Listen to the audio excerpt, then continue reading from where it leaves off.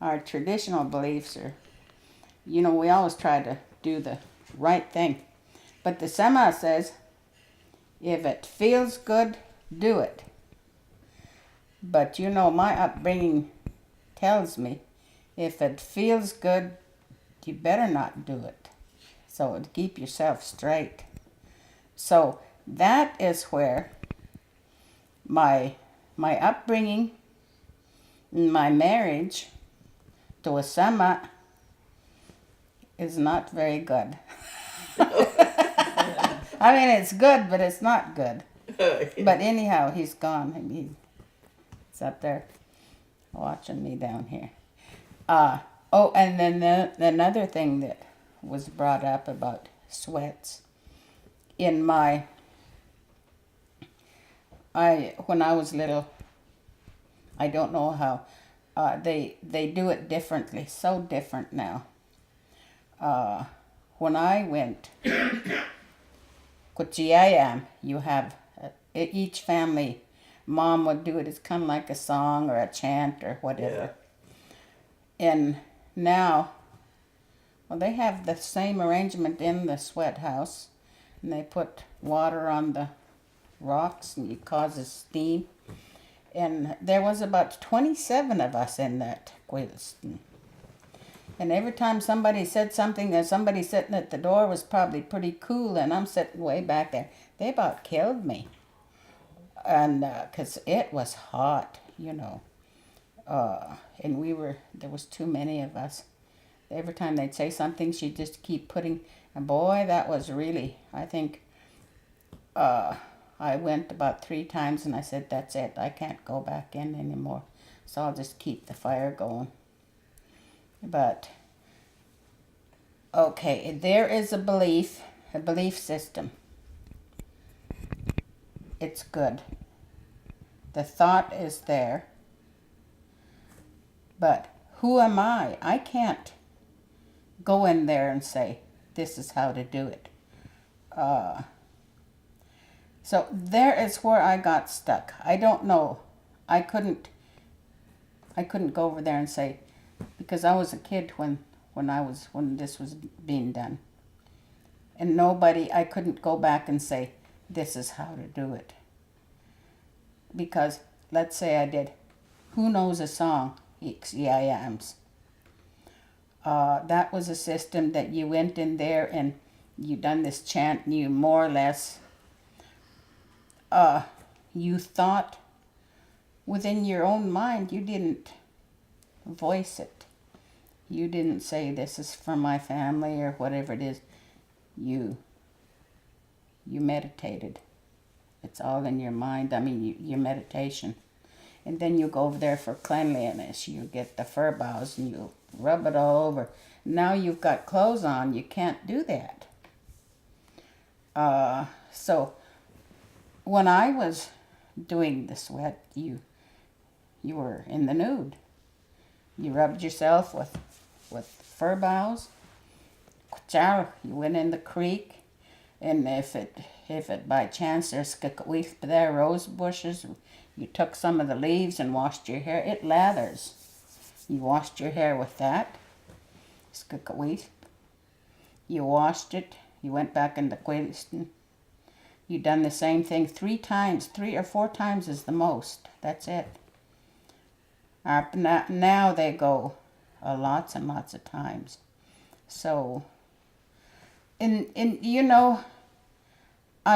have to applaud them because they are doing. Who is to guide them? It's they pick up pieces and here from there, and who is going to guide them? And I'm my teaching is, as far as I'll take it, is the language. That's a real strenuous job to do. So that's about the only thing that I can do and hope for the best. That's all my thoughts on all for now. I know I only went with my folks, My mother and grandmother and everybody else, all the women, did it all together. And I know my stepfather, he had his own, and maybe he went once a week or maybe 3 nights in a row if he was going to do something special, eh? He was like, would be praying like a novena, eh? He'd go 3 times night after night, eh? And that's all I remember of it. But it was used, more for prayer as well as cleanliness, eh? Because I know my mom rubbed me down with fir boughs and everything. I went with her, but never alone. And I don't remember how often we did it. I'm sure it wasn't every week, because you have to go pick fresh fir boughs and gather the rocks and different things you have to do to prepare for it. And it's always done the day before, and they get up early next morning and go sweat.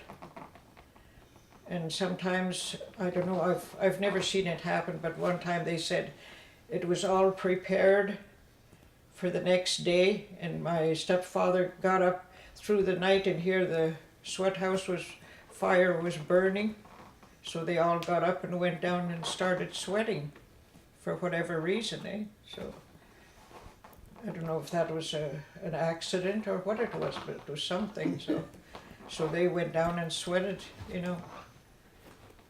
They all have that sweat house by the creek, and they sweat for nights, and then the gamblers, when they're gonna go to a powwow, they sweat for 2-3 days because it gives them luck for gambling. Yeah. When them old guys was going to go to Ottawa, they sweat for a week, every night. The sweat house gets cold and they make another fire and they stay in there all night.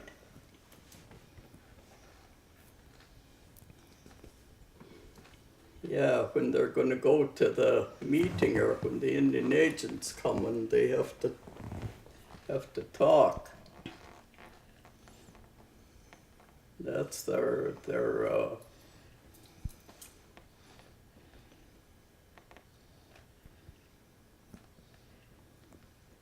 that's what I learned from the old people. Or when they're going to go hunting.